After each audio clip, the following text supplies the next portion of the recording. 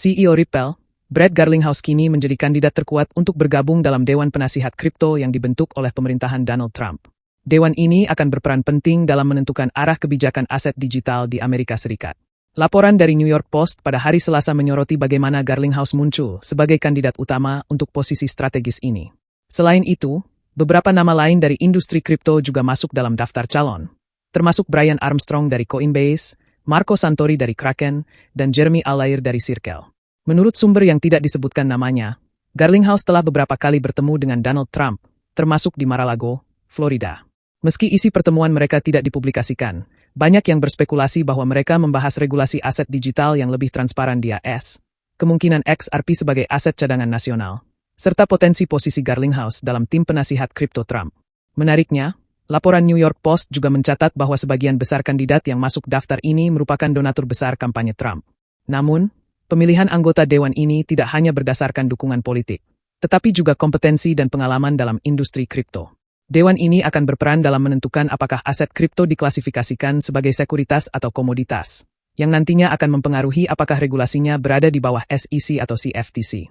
Selain itu, tim penasihat ini juga akan membantu membentuk kerangka regulasi yang lebih jelas dan menetapkan strategi aset kripto nasional.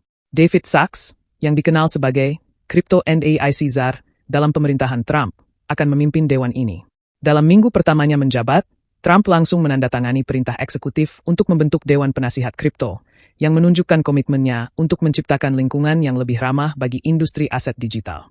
Banyak pihak yang mendukung pencalonan Garlinghouse, termasuk model sekaligus pendukung kripto, Amelie, yang menyebut perkembangan ini sebagai sangat besar bagi ekosistem XRP dan industri kripto secara keseluruhan.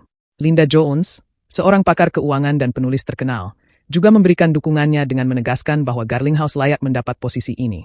Sebagai CEO Ripple, Garlinghouse telah lama berjuang melawan ketidakjelasan regulasi di AS, terutama dalam kasus hukum Ripple versus SEC.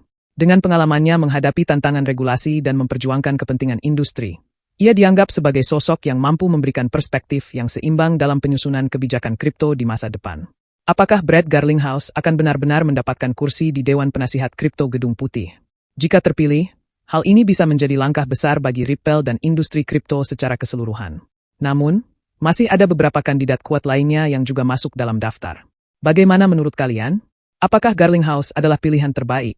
Atau ada kandidat lain yang lebih cocok? Berikan pendapat kalian di kolom komentar. Jangan lupa like, subscribe, dan nyalakan lonceng notifikasi agar tidak ketinggalan pembaruan terbaru seputar dunia kripto. Sampai jumpa di video selanjutnya.